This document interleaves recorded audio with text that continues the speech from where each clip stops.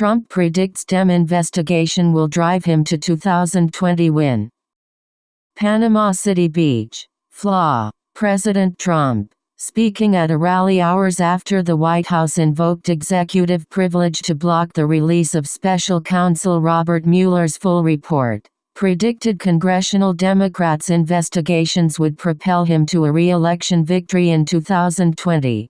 Trump did not directly address his administration's decision to defy a subpoena from House Democrats, a move that raised the specter of a constitutional crisis, but he said the party's desire to probe his administration, campaign and businesses would backfire politically.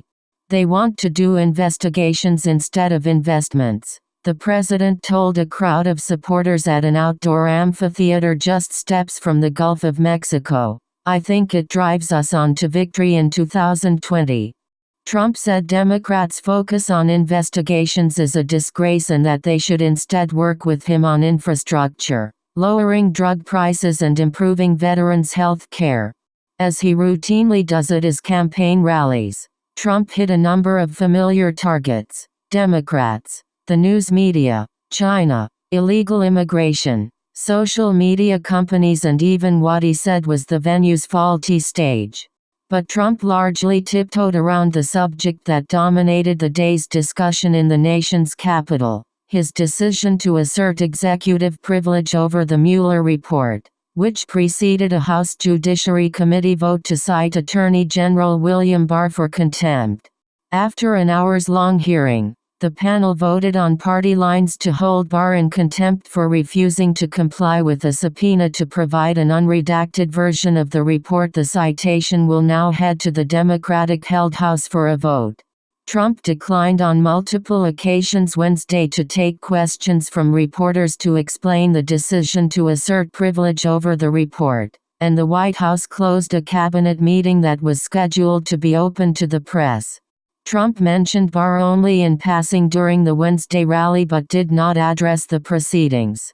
Now the Democrats. We have a great attorney general. Now the Democrats are saying, we want more. You know, it was going to be like, we want the Mueller report. Now they say, Mueller report? No, we want to start all over again.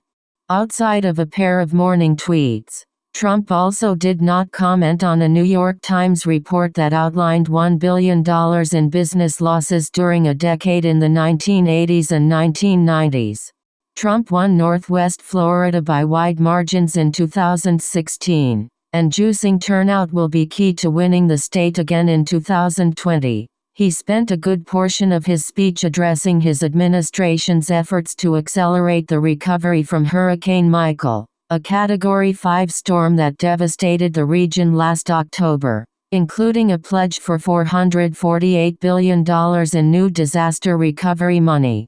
You're getting your money one way or another, and we're not going to let anybody hold it up, he said.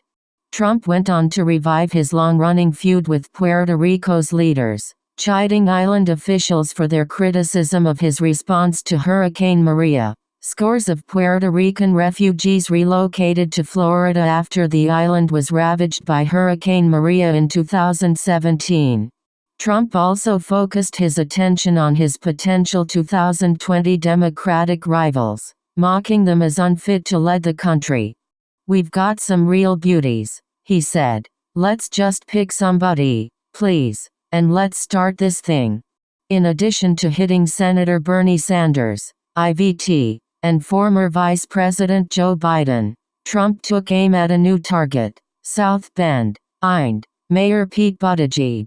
He said the 37-year-old candidate doesn't have the experience to go up against Chinese President Xi Jinping. Representing us against Xi in China, that will be great, Trump said.